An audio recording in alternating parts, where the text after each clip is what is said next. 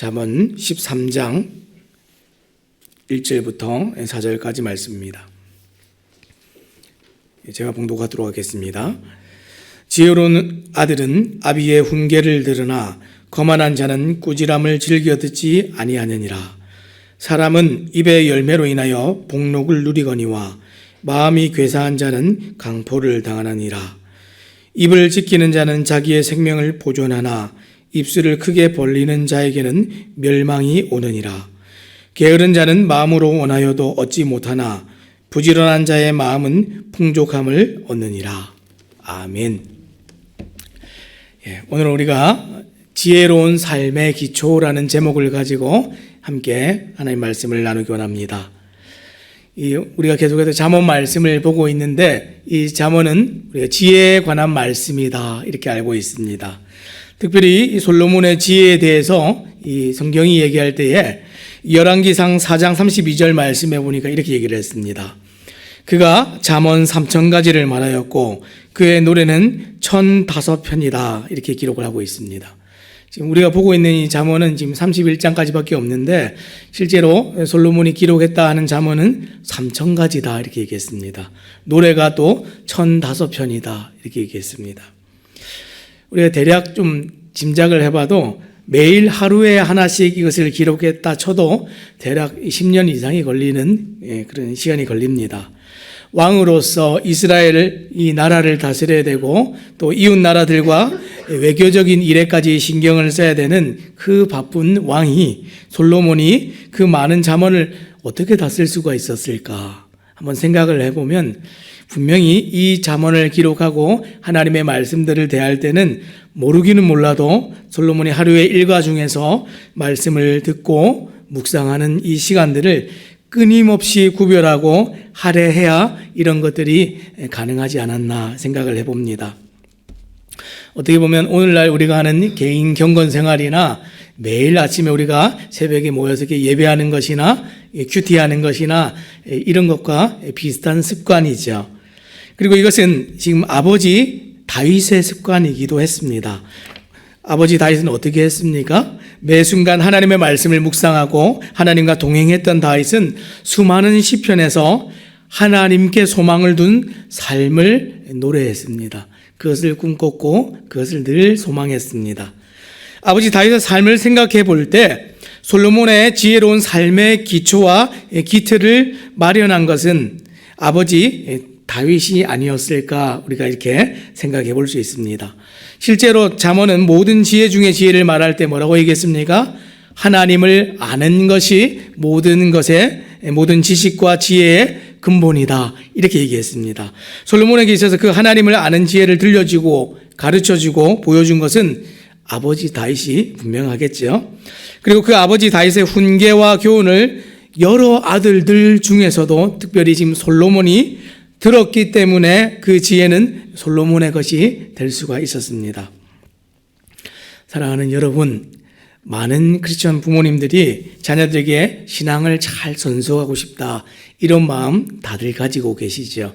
이런 마음 없는 부모님들 제가 만나본 적이 없습니다.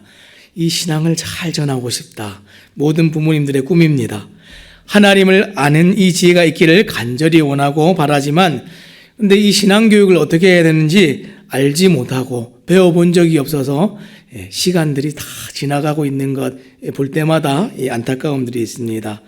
그런데 오늘 이 본문 말씀이 이 지혜가 어떻게 전달된 지혜로 말미암아서 이 지혜로운 삶의 기초가 어떻게 견실하게 견고하게 세워져 가는지 잘 보여주고 있습니다. 그래서 이 부모님들께서 오늘 13장 말씀을 좀 보시면 큰 이제 방향과 가이드가 되지 않겠나 하는 생각들이 좀 들어집니다. 자, 오늘 말씀에서는 이 지혜의 기초를 놓는 것을 지금 3가지 단계로 설명을 하고 있는데 한번 함께 보겠습니다. 듣고, 말하고, 행동하기입니다. 제가 따라하세요 안 했는데도 마음속에서 이제 동의해서 같이 따라해 주셔서 감사합니다. 듣고 말하고 행동하기. 먼저 지혜로운 삶의 첫 번째 단계가 뭐라고요? 듣기입니다. 자, 1절 말씀부터 함께 살펴보겠습니다. 1절 말씀에 지혜로운 아들은 아비의 훈계를 들으나 거만한 자는 꾸지람을 즐겨 듣지 아니하느니라 이렇게 얘기했습니다. 지혜로운 아들은 아비의 훈계를 들으나. 지혜로운 삶의 기초 첫 번째가 뭐라고 했습니까? 들음에 있습니다. 사실 이 13장 전체가 제일 하고 싶은 말은 듣기입니다. 듣기. 이 지혜를 시작함에 있어서 그 관문이 첫 번째 관문이기 때문에 이 듣기를 못하면 나머지는 아무것도 할 수가 없습니다. 그래서 사실 여기서 오늘 우리가 모든 것을 다 얘기해 볼 수 있을 것 같습니다. 듣기입니다. 지혜로운 삶의 첫 번째는 듣기인데 실제로 이 잠언에서 지혜를 듣고 배운 사람이 누구입니까? 솔로몬 자기 자신입니다. 솔로몬은 아버지 다윗의 훈계를 경멸했던 형제들의 악한 행실과 그 결과가 어땠는지를 다 보았습니다. 그러나 솔로몬은 듣고 배워서 가장 지혜로운 자가 되었습니다. 반대로 듣지 않는 지혜롭지 않은 자들에 대해서는 지금 오늘 성경 1절에서 뭐라고 했습니까? 이 보통은 이 미련한 자라고 이제 성경이 표현하고 있는데 오늘 본문은 거만한 자다 이렇게 얘기했습니다. 왜냐하면 듣지 않음의 근원이 거만이기 때문에 그렇습니다. 거만한 것, 교만한 것, 그 교만한 마음이기 때문에 듣지를 못한다 그랬습니다. 교만은 자기의 위치를 망각한 것이고 교만은 자기의 자리를 불만족스러워하는 것이 교만입니다. 특히 이 거만한 자는 이란 말을 원어에서는 뭐라고 얘기했냐면 문자적으로는 수다쟁이 이런 뜻입니다. 수다쟁이 또는 조롱하는 자 이런 뜻입니다. 너무 좀 매치가 안 되죠. 이 거만한 자를 원어에서는 수다쟁이, 조롱하는 자. 듣지 않는 사람의 지금 특징을 설명하고 있는 말들입니다. 듣지 않는 사람들의 특징이 뭡니까? 수다쟁이고요. 그 다음에 두 번째는 조롱하는 사람입니다. 이 수다쟁이, 자기 말을 많이 하는 사람, 들을 수가 없지요. 그리고 조롱하는 사람, 자기가 정말 들어야 될 위치가 아니라 이 높은 사람이고 정말 뛰어난 사람이기 때문에 명령하고 지시하고 판단하는 이것이 이제 듣지 않는 사람의 특징입니다. 그래서 이 조롱하는 자라 이렇게 얘기했는데 이 조롱이 뭡니까? 비웃거나 깔보면서 놀리는 것, 이게 조롱하는 겁니다. 가볍게 알고 우습게 합니다. 하나님의 말씀을 듣고 부모님의 권면을 듣고 정말 삶의 선생님들의 이 바른 가이드들을 들을 때에 이 지혜로운 자들은 빨리 듣고 삶을 교정하고 바르게 되지 않은 것들을 옳게 하는데 듣지 않는 자들 어떻게 합니까? 말이 많습니다. 변명하고 듣지 않는 자들 어떻게 합니까? 내가 아니라 지금 말하고 있는 이 선생님이 잘못됐습니다. 엄마도 그렇게 안 하잖아요. 그렇죠? 지금 말하고 있는 당신은 뭐 잘하고 있습니까? 이러면서 아주 비아냥거립니다. 이게 듣지 않는 사람의 특징이고 이 원어에서 이 거만한 자라는 뜻의 특징입니다. 이 듣지 않는 자의 거만한 자의 핵심이 그러면 지금 무엇입니까? 왜 안 듣습니까? 자기 중심성이 있기 때문에 그렇습니다. 죄성이죠. 자기가 세상의 중심이고 자기가 최고의 뛰어난 자이기 때문에 들을 필요가 없습니다. 세상의 중심에 자기가 있고 자기의 말을 해야 되는 수다쟁이입니다. 너는 세상의 중심이 아니야를 부모님들이 꾸준히 가르치지 못하면 이 아이는 들을 기회를 다 놓치고 들을 능력이 없는 아이로 자라게 됩니다. 우리 부모님들이 이 자녀들을 기르실 때에 자녀들이 가끔은 정말 괴상한 말들을 할 때가 있습니다. 근데 아이들이 어리다 보니까 아이가 이런 얘기들을 하네. 참 아이가 어떻게 저런 얘기들을 할까 하면서 신기하고 재밌게 여길 것이 아니라 아이가 분수에 맞지 않고 하지 말아야 될 말을 했을 때는 어떻게 합니까? 교정해 줘야 되는 것이죠.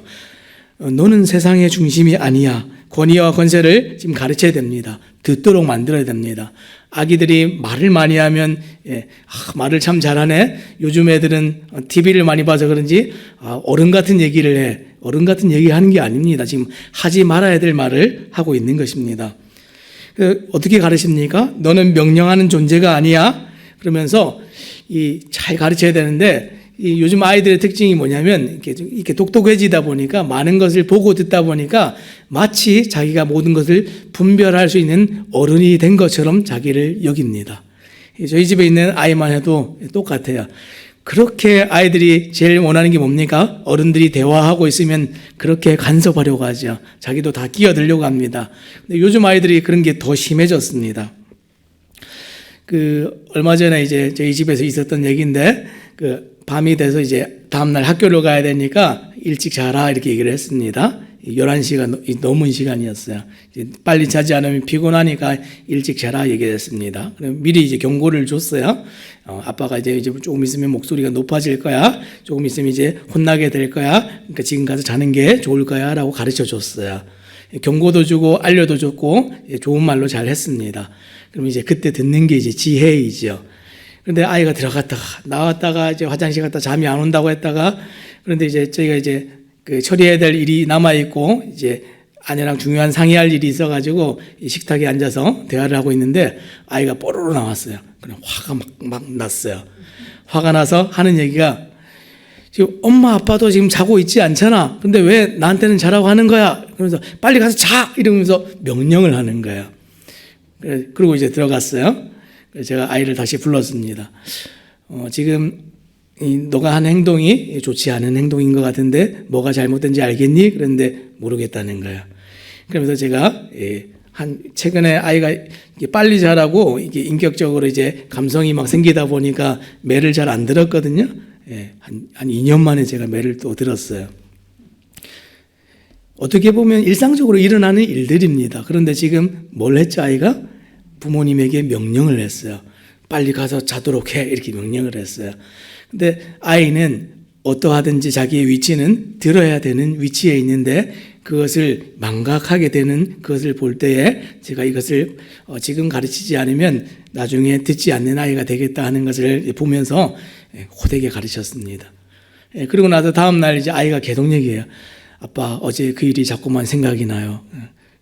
생각이 나야 당연한 거지. 생각나라고 아빠가 혼낸 건데 뭘 생각나게 하냐면 나는 들어야 되는 존재고 순종해야 되는 존재고 나는 명령하는 사람이 아니야 하는 걸 너는 계속 생각해야 돼 라고 제가 그렇게 얘기를 했습니다. 아이는 그걸 가지고 제가 상처를 받았어요. 혼나서 이 마음이 상했어요. 이걸 얘기하고 싶었는데 차단시켰어요. 그것은 엄연히 혼나야 되는 일인데 절대 부모님들 그런 것들에 넘어가시면 안 됩니다. 아이들이 꾸지람을 들을 때에 듣지 않음과 분노의 근원이 무엇입니까? 자기 자신을 과대평가하고 있기 때문에 그렇습니다. 그래서 권위자들의 꾸지람과 명령을 불합리한 것으로 여기고 뽀로로 와가지고 그런 일들을 하는 것이죠. 그 불합리함의 기준이 무엇입니까? 자기 자신입니다. 내가 마음에 지금 들지 않았다는 것이죠. 자기의 생각에 그 처분이 잘못됐다는 겁니다. 곧 자신이 권위자의 자리에 있다면 그렇게 하지 않았을 텐데 그 처분과 결정에 순종할 수 없는 반항적인 마음이 듣지 못함의 핵심입니다. 잘 가르쳐야겠죠. 아이들도 잘 들어야 되지만 잘 듣도록 가르치는 것이 또 부모님들의 책임입니다. 부모는 또 그 못된 뿌리와 싹을 그래서 빨리 발견해서 아이로 듣게 하지 못하면 그 결과는 우리가 지금 생각하는 것보다 더 심각합니다. 성경은 뭐라고 합니까? 뒤에 나오는 말씀들 볼 텐데 생명을 잃고 영원히 망하게 되는 심각한 결과를 보게 될 것이다 이렇게 얘기합니다. 그래서 이 담적인 예를 잘 보여주는 것이 이 사무엘상 2장 22절에서 25절에 나오는데 제가 한번 읽어봐 드리겠습니다. 엘리가 매우 늙었더니 그의 아들들이 온 이스라엘에게 행한 모든 일과 회막문에서 수종드는 여인들과 동침하였음을 듣고 그들에게 이르되 너희가 어찌하여 이런 일을 하느냐 내가 너희의 악행을 이 모든 백성에게서 듣노라. 내 아들들아 그리하지 말라. 내게 들리는 소문이 좋지 아니하니라. 너희가 여호와의 백성으로 범죄하게 하는도다.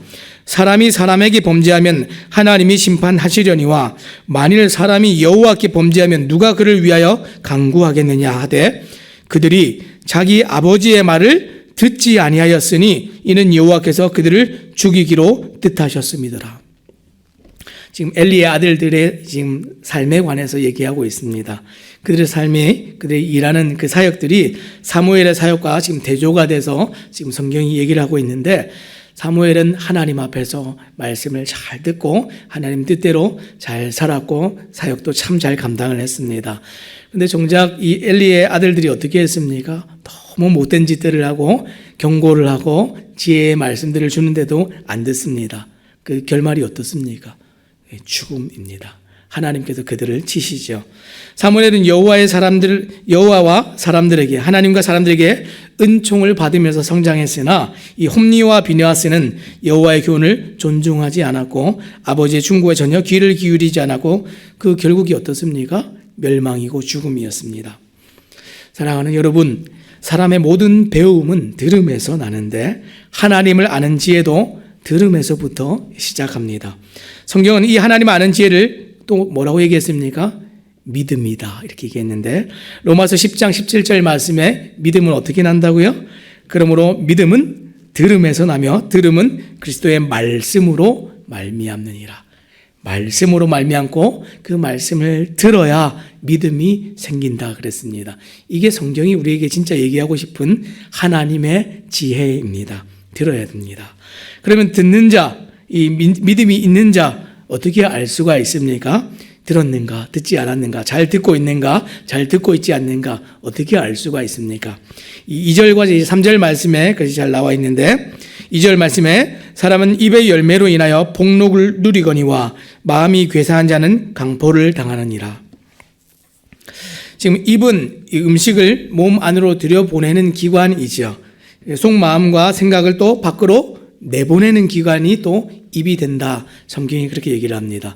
지금 입이 가지고 있는 기능이 있는데 이 지혜와 관련해서 지혜를 잘 들어가고 있는지 또 지혜가 또 잘 성장해서 열매로서 잘 나오고 있는지 이것을 잘 볼 수 있는 게 뭐라고 그랬습니까? 입이라고 얘기했습니다. 우리는 잘 들으면 귀가 듣는다고 생각하는데 입이 듣는다 그랬습니다. 입을 보면 잘 안다 그랬는데 이 입의 열매로 인하여라는 표현은 입에 지금 도구적인 그 설명들을 하고 있는 것입니다. 그래서 우리가 하나님의 말씀을 듣는 것을 뭐라고 얘기하죠? 하나님의 말씀을 먹는다 이렇게 얘기했죠. 그래서 에스겔서 말씀에도 뭐라고 했습니까? 인자야 너는 그 하나님의 말씀을 먹으라 그랬어요. 네 창자에 채워라. 먹어서 뱃속에다 채워라 이렇게 얘기했습니다. 이 먹는다는 게 무슨 얘기입니까? 소화를 시켜서 나의 것으로 만드는 것을 온전하게 먹었다 이렇게 얘기합니다. 온전하게 들었다 얘기합니다. 하나님의 말씀이 제대로 들려져서 그 속에 들어왔으면 우리에게 흡수가 돼서 그 말씀이 나의 말씀이 돼서 그 말씀이 어떻게 됩니까? 씨가 땅에 심겨서 자라면 열매를 맺듯이 열매가 돼서 그것이 입으로 나온다 그랬습니다. 그래서 우리가 진짜 이 하나님의 말씀이 영향력을 가지고 이 사람에게 끼쳤다 하는 것을 볼 수 있는 것은 그 사람의 말로 알 수가 있습니다. 이 말로서 사람들의 마음속에 있는 것이 다 드러나서 반영이 됩니다. 자, 지금 이 얘기를 간단하게 정리를 했는데 지금 복록을 누리거니와 이렇게 얘기를 했습니다. 이 복록을 누리거니와 또 뒤에 나오는 얘기는 또 강포를 당하느니라 이렇게 얘기했는데 전자는 이 복록을 누린다는 얘기는 그 원어의 문자적으로 선한 것을 먹는다 이렇게 얘기하는 겁니다. 또 뒤에 나오는 얘기는 그 강포를 당하느니라 이렇게 얘기했는데 원래의 의미는 포악함을 먹는다 이렇게 되어 있습니다. 지금 둘 다 먹는 얘기죠. 우리는 가만히 있으면 안 듣는 줄 아는데 항상 무언가를 듣게 되어 있습니다. 그 얘기는 반대로 내가 어떤 것을 들으면 어떤 것을 듣지 않는다는 얘기고 또 다른 것을 듣고 있으면 또 이것을 듣지 않는다는 얘기입니다. 우리가 하나님의 말씀을 계속해서 듣고 있으면 세상을 듣지 않고 세상의 말을 자꾸 듣고 있으면 하나님의 말씀을 듣지 않게 되는 겁니다. 마치 라디오에 주파수를 맞추는 것과 너무 비슷하죠. 내가 한 주파수를 맞춰서 뭔가를 듣고 있으면 다른 것은 다 차단되는 겁니다. 제가 지금 초등부에서 지금 5월 가정의 날 동안에 다시 이 미디어 거리두기를 다시 하고 있는데 그전에는 이제 거리두기만 했어요. 하지 말자 이렇게만 했는데 지금은 뭘 하고 있냐면 하지 않는 동안에 다른 것을 하도록. 그래서 지금 미디어가 생각나면 성경 보기로 우리가 약속을 했습니다. 그래서 엄마 TV가 보고 싶어요. 애니메이션, 영화나 만화가 보고 싶어요. 이런 마음이 들면 이제 집에서 부모님들이 성경 보여주기로 그렇게 약속을 했습니다. 그러면 성경을 보는 동안에 다른 것을 보고 들을 수가 없잖아요. 그렇게 하고 있습니다. 이게 부모님들이 말씀을 먹이도록 만들어주는 일들입니다. 그 말씀을 먹고 나면 그 결과가 어떻게 나오죠? 이 뱃속에 들어가서 소화가 돼서 그것이 입으로 다시 나옵니다. 그래서 이 아이가 하나님 말씀대로 잘 자라고 있구나 어떻게 합니까? 말로서 표현해요. 엄마 삶이 너무 즐거워요. 오늘 일상이 너무 감사해요. 나에게 주신 모든 것들을 하나님께서 주셨다고 제가 인정이 되어져요 하는 삶의 방향들이 말로서 나오게 되는 것이죠. 결국 무엇입니까? 이 말이라는 것은 이 지혜가 들어가서 지혜가 잘 정착되었다는 것을 이 반영해서 보여주는 겁니다. 우리의 또 잘못된 마음들을 어떻게 보여줍니까? 말이 또 다 보여줍니다. 여러분, 우리가 생각하지 않은 말을 하는 사람은 아무도 없습니다. 그렇죠? 생각하지도 않은데 우리가 어떤 사람에게 잘 보이기 위해서 립 서비스는 할 수도 있겠죠. 근데 그 립 서비스조차도 내가 이렇게 얘기를 해야지 마음속에 계산을 하고 계획을 해서 생각한 거죠. 생각하지 않은 것을 말하는 사람은 아무도 없습니다. 그래서 잠언의 말씀이 지금 우리가 말하는 것을 보면 지혜가 잘 들려졌구나, 지혜가 들어가고 있구나 하는 것을 볼 수 있다라고 얘기하고 있는 겁니다. 또 잠언 이제 12장 14절에도 뭐라고 얘기했습니까? 사람은 입의 열매로 말미암아 복록에 족하며 그 손이 행하는 대로 자기가 받느니라. 입의 열매로 말미암아서 그 결과를 자기가 다 받게 된다 그랬습니다. 입에 열매가 나쁜 말이 막 나와요. 그 얘기는 지혜를 안 들었다는 얘기입니다. 지혜가 심겨지지 않았다는 얘기입니다. 그래서 나쁜 말을 해서 그 사람이 지금 악한 것에 처하고 그 악한 그 결말에 처하는 것이 아닙니다. 지혜를 듣지 않은 것이 연쇄적으로 일어나서 지금 나쁜 말도 나오게 되고 그 나쁜 결과를 맞이하게 된다는 겁니다. 그래서 입에서 좋은 말이 나오면 좋은 열매를 먹는 것처럼 이 말의 기술과 내용이 좋은 것을 누리게 한다는 겁니다. 적절하고 정확한 말의 유익과 가치가 지금 강조되고 있는데 반대로 지금 마음이 괴사한 자는 강포를 당한다 그랬습니다. 말이 너무 무섭죠. 괴사했대요. 막 다 썩어버렸대요. 마음이 괴사한 자는 문자적으로 신의를 저버린 사람입니다. 그런 사람은 뭐라고 했습니까? 폭력을 맛보게 된다 그랬습니다. 그럼 입의 말을 지키는 자는 어떻게 됩니까? 입을 지키는 자는 지금 이 3절 말씀해 보니까 입을 지키는 자는 자기의 생명을 보존하나 입술을 크게 벌리는 자에게는 멸망이 오느니라. 지금 말의 그 열매를 보고서 결과가 어떻게 될지까지도 다 예상이 되었습니다. 어떻게 됐습니까? 생명과 관련된 문제가 이 지혜에 있다라는 것을 성경이 가르쳐주고 있습니다. 그냥 우리가 아이들이 인성을 잘 가지고 성품이 좋아서 잘 자라는 문제가 아닙니다.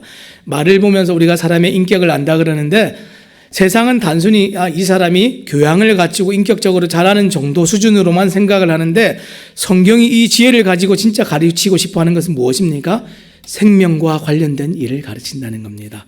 하나님이 그 속에 계시고 하나님과 함께 동행하는 자들은 그 삶이 온전하게 변해서 전혀 새로운 사람이 되는 것, 새로운 사람이 되어서 말도 다르고 행동도 다르고 생각도 다르고 삶의 모든 것이 달라지는 것, 이것으로 말미암아서 그가 하나님의 사람이 되었다는 것을 알 수 있다는 겁니다.